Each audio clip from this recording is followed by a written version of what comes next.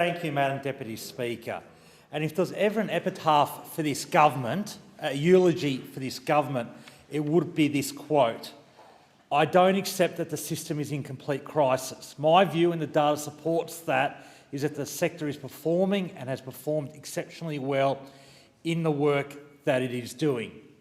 If there's any quote that sums up the incompetence of this government, the criminal incompetence of this government, it is that quote from the Minister for Ageing, Senator Colbeck, given only a couple of weeks ago after he came back from going to the cricket. The system is performing exceptionally well.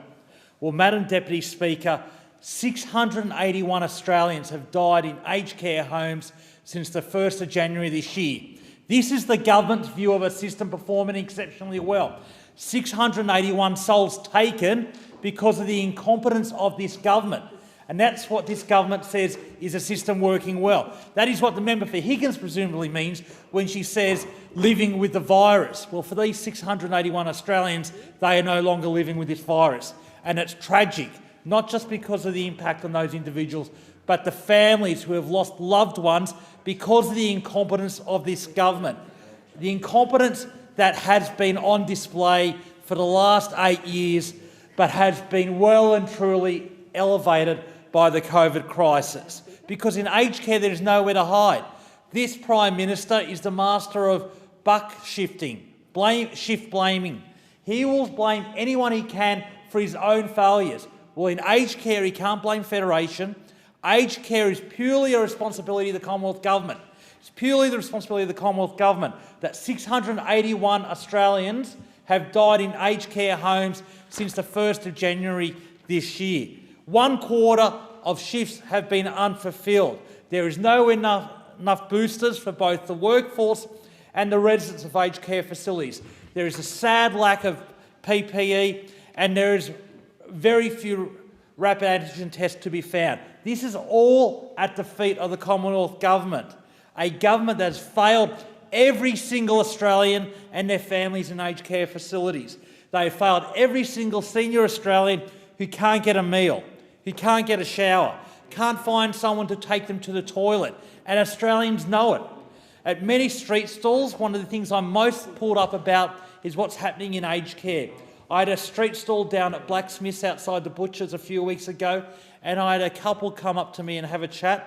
That both the couple, the husband and wife, their mothers were in separate aged care facilities around Lake Macquarie, and both of them expressed huge frustration that they couldn't see their mums, that they were worried about the treatment their mums were getting. They were worried about their staff, the staff of the aged care facilities, and that they were getting enough support to look after their mums and all the other mums and dads in that facility.